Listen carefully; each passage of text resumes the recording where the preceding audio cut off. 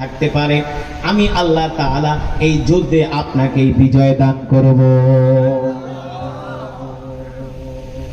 যুদ্ধ এখনো শুরু হয় নাই, আল্লাহ তাআলা জানাই দিলেন হাবিব এই যুদ্ধে আবু জেহেল মরবে। আল্লাহু আকবার। এই যুদ্ধে আবু লাহাব মরবে, উতবা মরবে, সাইবা মরবে। আপনি কোনো চিন্তা করবেন না, কোনো পেরেশান হবেন না।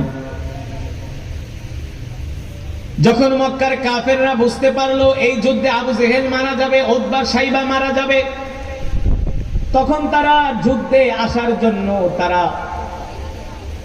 পিছপা হলো, বলে আমরা যুদ্ধে যাব না। কারণ মুহাম্মদ সাল্লাল্লাহু আলাইহি সাল্লাম বলছে এই যুদ্ধে গেলে আমরা মারা যাব। মুহাম্মদ আল্লাহর নবী, কোনো সন্দেহ নাই, তার কথা কোনোদিন মিথ্যা হতে পারে না, তার কথা মিথ্যা হতে পারে না। আমরা যুদ্ধে যাব না এই কথা বলে আবু জেহেল পিছপা হলেন, আবু সুফিয়ান পিছপা হলেন, বলেন না এই যুদ্ধে আমরা যাব না।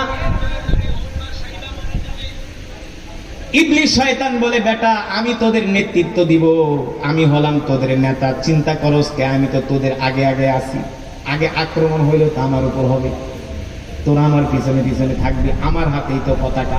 ইবলিস, ভালো করে শোনেন, দেখেন কত বড় চালাক। মক্কার কাফেরদেরকে যখন উত্তেজিত করলো, আবু জেহেল কোনোভাবে এই যুদ্ধে যেতে চায় না।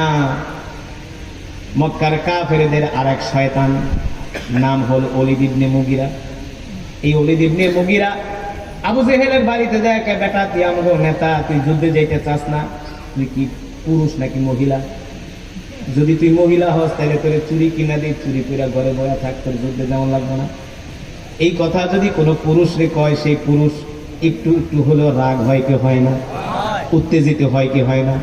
ওলীদ ইবনে মুগীরা বলে তুই যদি এত ভয় পাস তাহলে তো তুই পুরুষ না, তুই মহিলা, তাহলে তোকে আমরা চুরি কিনা দিই, চুরি করে ঘরে বয়া থাক, তোর যুদ্ধ করা লাগবে না।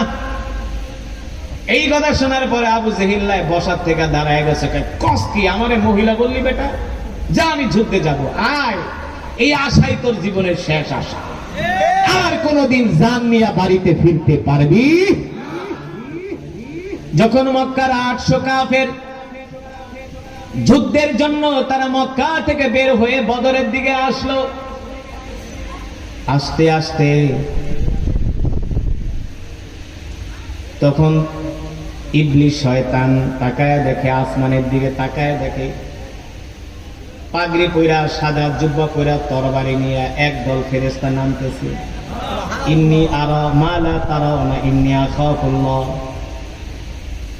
ওই ফেরেশতাদেরকে তো আর মানুষ দেখে না, কারণ মানুষের তো সেই চোখ নাই,